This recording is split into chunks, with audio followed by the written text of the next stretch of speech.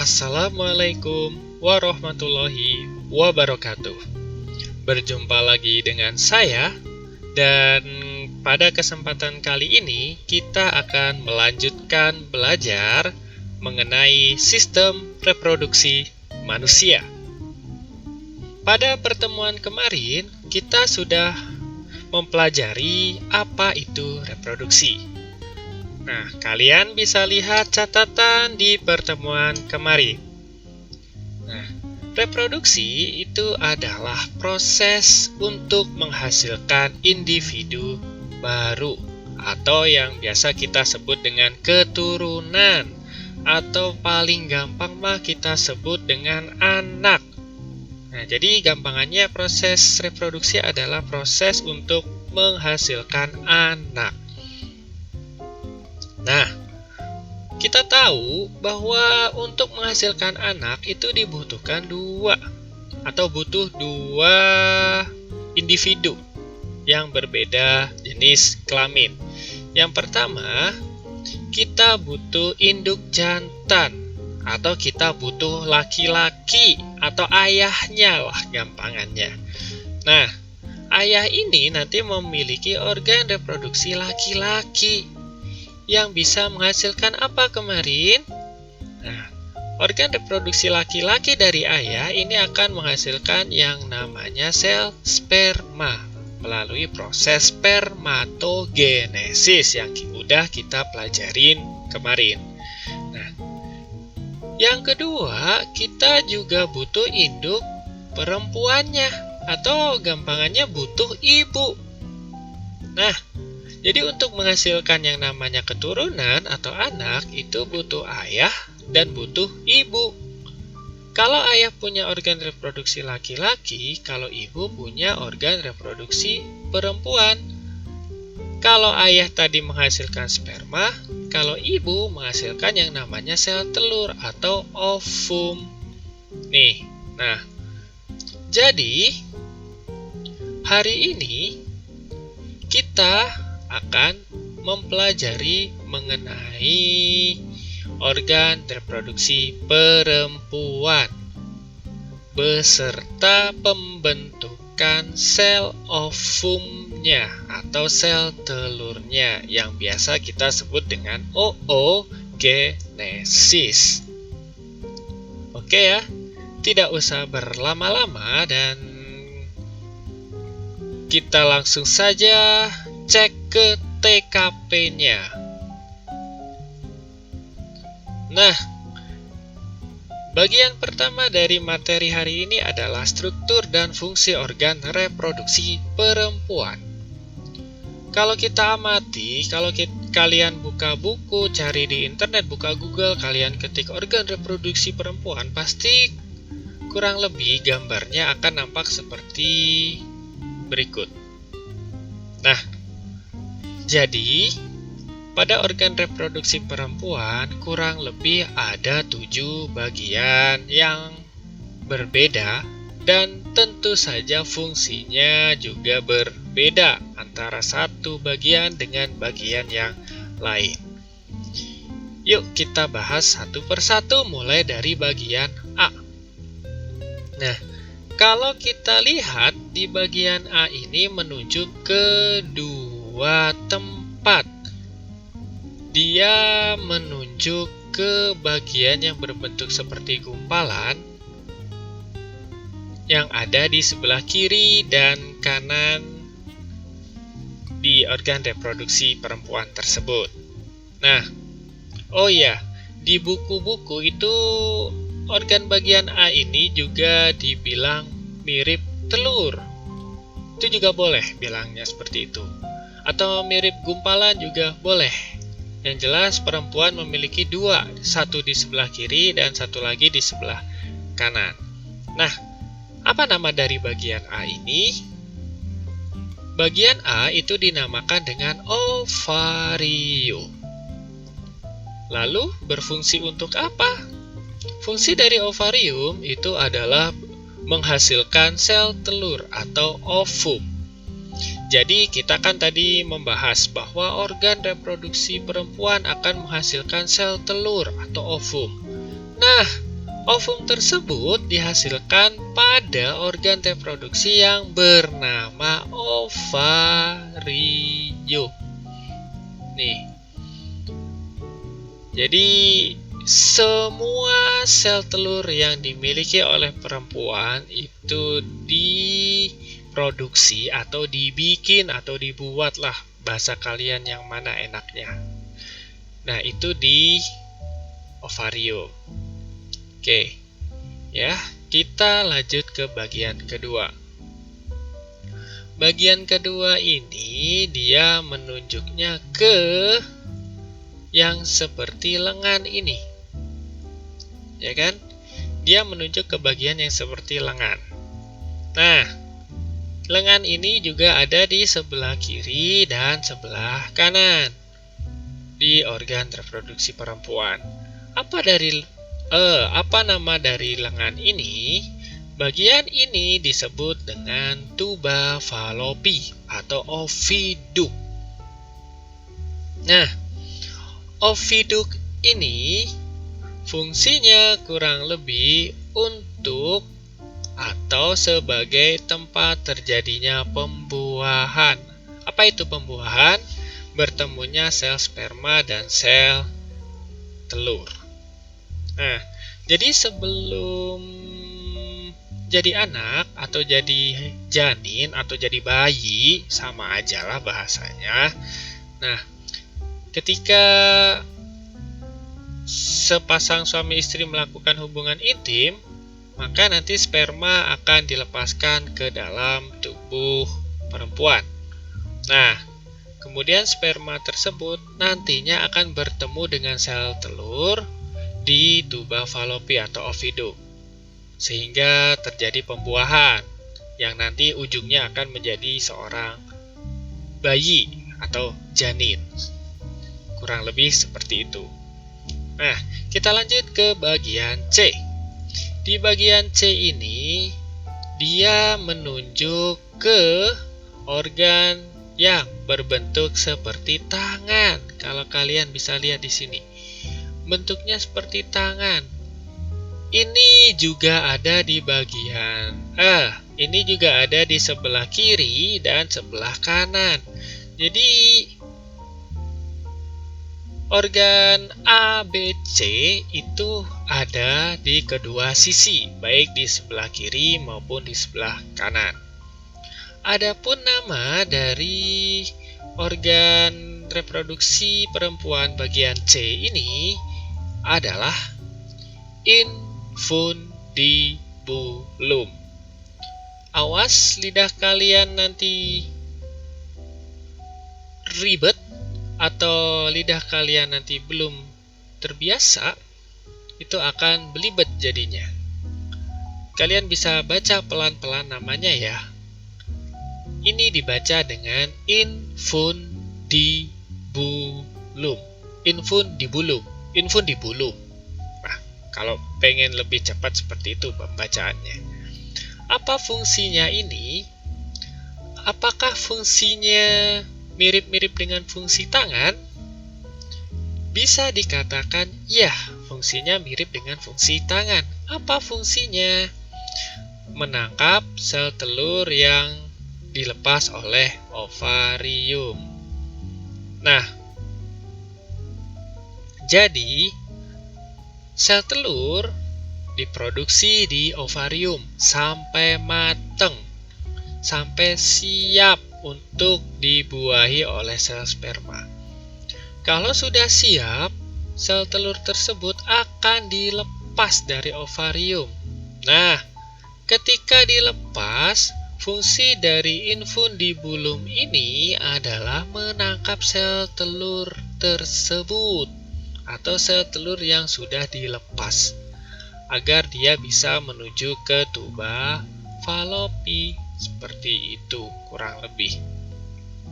Oke ya. Kita lanjut ke bagian D. Nah, tadi udah kelihatan sedikit. Gak apa-apa. Langsung aja ya, bagian D itu namanya adalah rahim atau uterus. Nah, rahim ini pasti beberapa kalian tidak asing. dengan fungsi rahim. Apa fungsinya? Fungsi dari rahim itu sebagai tempat perkembangan janin. Jadi rahim ini segini itu adalah rahim. Rahim ini merupakan tempat perkembangan janin atau bayi. Gampangannya seperti itu. Nah, jadi kalau kalian ada yang beranggapan bayi itu berkembangnya di dalam perut, seperti usus, seperti di dalam lambung, itu salah ya. Jadi yang benar adalah janin atau bayi itu berkembangnya di dalam rahim atau uterus. Jadi ada tempatnya tersendiri, nggak nyatu sama perut. Nah, dan rahim ini hanya dimiliki oleh perempuan. Makanya laki-laki nggak bisa hamil dan nggak ada tempat untuk janin berkembang. Oke ya. Nah, di dalam rahim itu ada yang namanya bagian endometrium. Nah, endometrium ini itu adalah bagian dalam dari rahim. Nah, di bagian dalam tersebut biasanya digunakan sebagai tempat menempelnya sel telur dan berperan dalam pembentukan plasenta. Nah, selain tempat menempelnya sel telur, itu juga bisa digunakan sebagai tempat menempelnya janin. Atau juga bisa berperan dalam pembentukan plasenta. Atau yang biasa kita sebut dengan ari-ari. Jadi ari-ari itu berkembangnya atau tumbuhnya itu dari yang namanya endometrium atau bagian dalam dari rahim. Oke, selanjutnya itu ada bagian F yang kita sebut dengan vagina. Nah, bagian F ini berfungsi atau vagina ini berfungsi sebagai saluran masuknya sperma ke dalam tubuh perempuan. Itu yang pertama. Yang kedua, sebagai saluran darah ketika menstruasi. Nah, bagi laki-laki yang tidak tahu, ketika perempuan mens itu sebenarnya yang dikeluarkan adalah darah. Keluarnya lewat mana? Lewat vagina, bukan lewat pantat. Jangan salah anggap ya, atau jangan salah paham. Nanti ini para laki-laki, saya takutnya kalian pahamnya kalau perempuan mens itu darahnya keluar dari pantat. Itu salah. Yang benar adalah ketika mens atau menstruasi atau haid, itu perempuan mengeluarkan darah yang keluarnya dari vagina. Nah, kok bisa ngeluarin darah? Oh, itu nanti dibahas di pertemuan selanjutnya. Dan fungsi yang ketiga dari vagina itu adalah saluran keluarnya bayi. Jadi dede bayi itu kalau dilahirkan, pas dilahirkan itu keluarnya lewat vagina. Jadi seperti itu. Kalau kalian penasaran, ini dede bayi keluarnya dari mana ya? Jawabannya adalah keluarnya dari vagina. Jadi tadi itu disimpan atau berkembangnya di rahim dan keluarnya dari vagina, seperti itu. Bagian terakhir, bagian G. Nah, bagian G ini kalau kita amati, itu dia terletak di tengah-tengah antara rahim dan vagina. Apa fungsinya? Apa namanya? Nama dari bagian G ini adalah serviks. Fungsinya apa? Fungsi serviks itu menghubungkan rahim dengan vagina. Seperti itu. Misalkan nanti biasanya serviks itu bisa membuka, bisa menutup. Ini tergantung kondisi yang dibutuhkan oleh perempuan. Untuk lebih lengkapnya kalian bisa cek di buku paket, itu ada lengkap saya rasa. Tidak perlu saya jelasin semua ya. Oke, jadi ini adalah struktur dan fungsi organ reproduksi perempuan. Ada 7 bagian. Tadi ada ovarium, ada tuba fallopi, ada infundibulum, ada uterus, ada endometrium, ada vagina, dan terakhir tadi ada cervix. Itu adalah 7 bagian organ reproduksi perempuan dengan fungsi yang berbeda-beda. Nah, selanjutnya kita akan bahas tentang yang namanya pembentukan sel ovum atau yang kita sebut dengan oogenesis. Oke. Sebelum ke prosesnya, mari kita kenalan dulu sama yang namanya oogenesis. Apa sih oogenesis itu? Oogenesis adalah proses pembentukan sel kelamin betina atau sel kelamin perempuan, atau ya sel ovum atau sel telur, seperti itu. Kalau pembentukan sel sperma itu namanya spermatogenesis. Kalau pembentukan ovum atau sel telur itu namanya oogenesis. Nah, terjadinya di mana?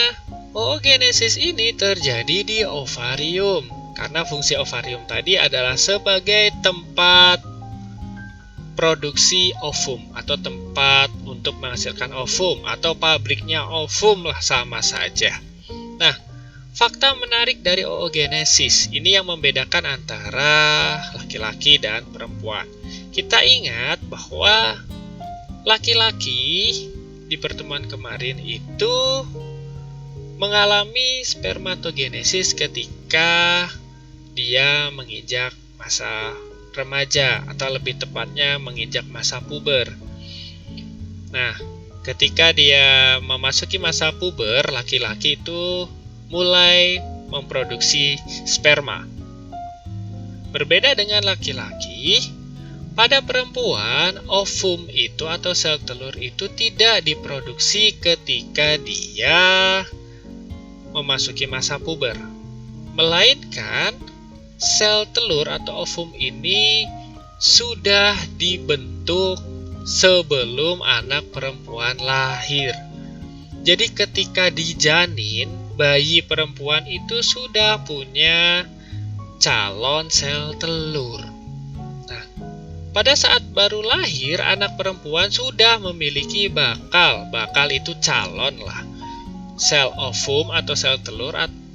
Nah, bakal sel ovum ini disebut dengan sel primordial. Sebanyak 200.000.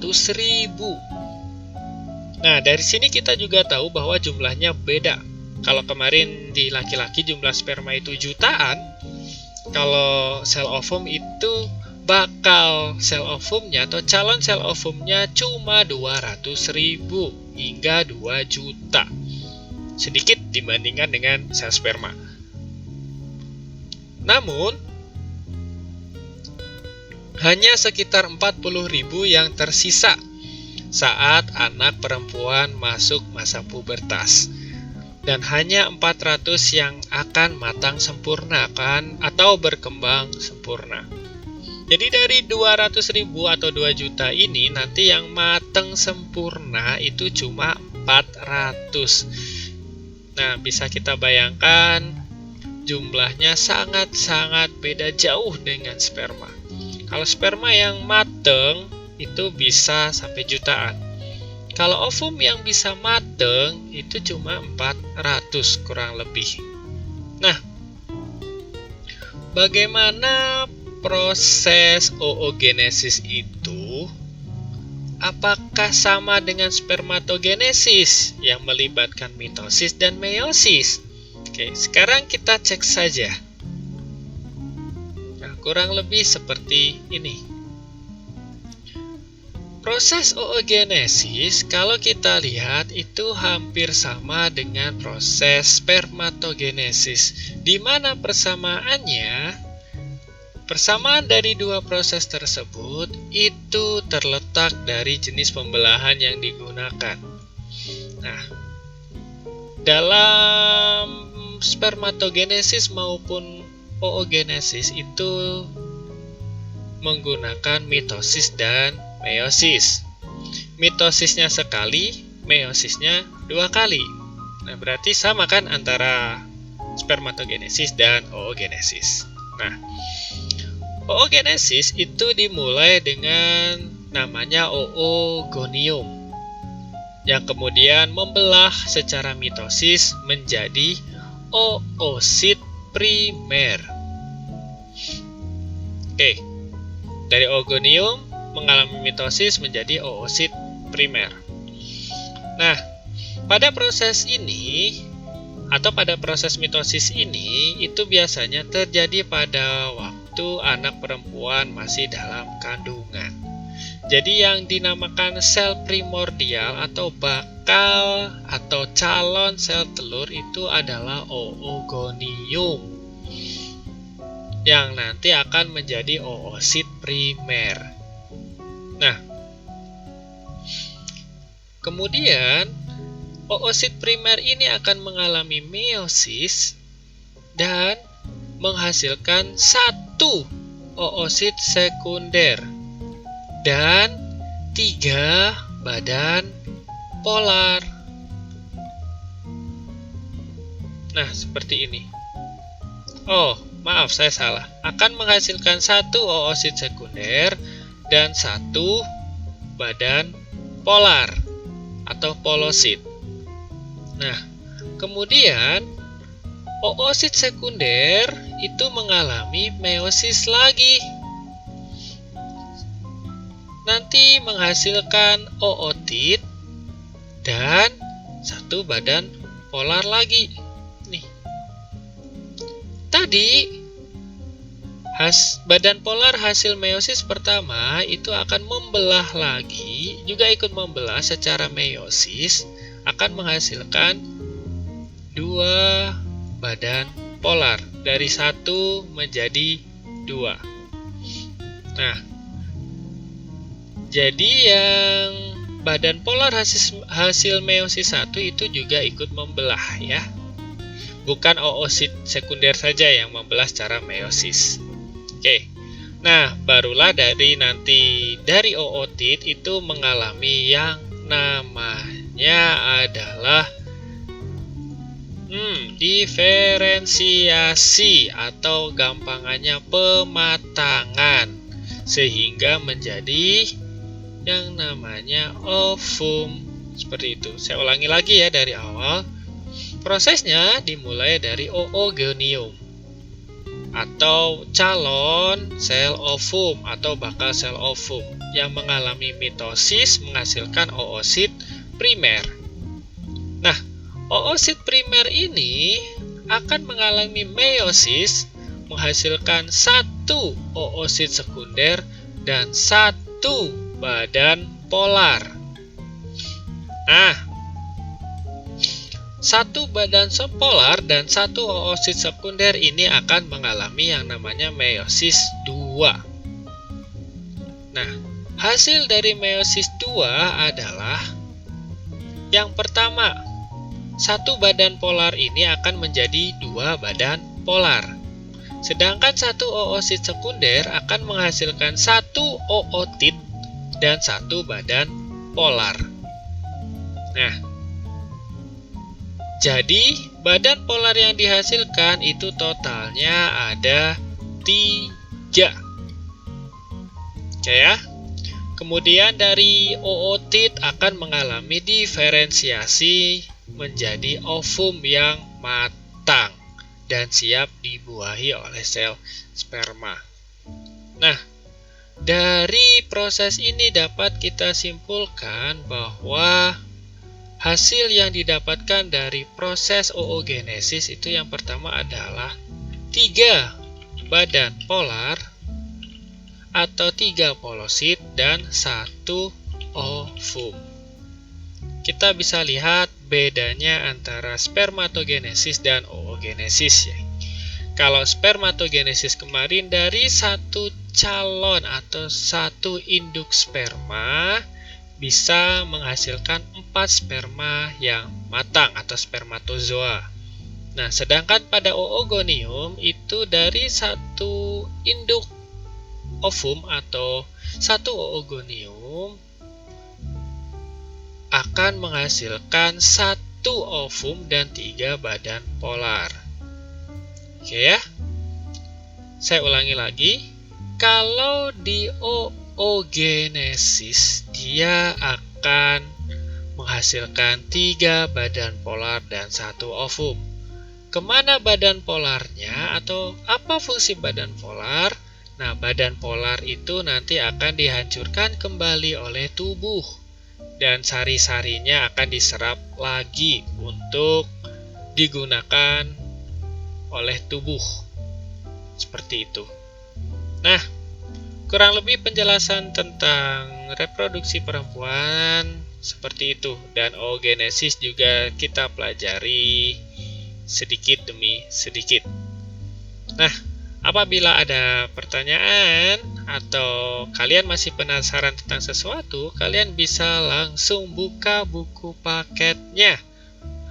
Silahkan dibaca-baca mumpung waktu kalian di rumah itu cukup lama, atau kalian juga bisa tinggal buka Google, kalian search, masukkan kata kunci apapun yang kalian mau, apapun yang kalian ingin cari tahu di situ.